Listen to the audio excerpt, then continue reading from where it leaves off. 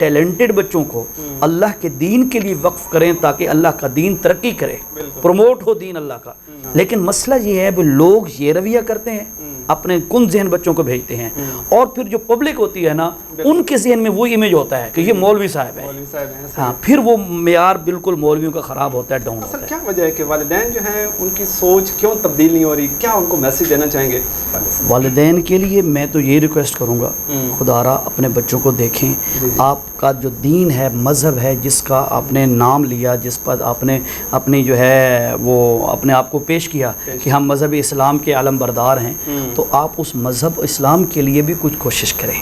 کئی لوگ کرتے ہیں، میں سب کو برابر نہیں گردانتا، لیکن سب کو میں یہ میسج یہی دینا چاہوں گا، کیونکہ آپ نے سوال کیا ہے کہ آپ اپنے جو ٹیلنٹڈ بچے ہیں ان کو اللہ کے دین کی ترقی کے لیے استعمال کریں، جس طرح دنیاوی تعلیم کریں، کوئی ایشو نہیں، دنیا کی تعلیم دنیا کی تعلیم بھی کریں، ہاں جی۔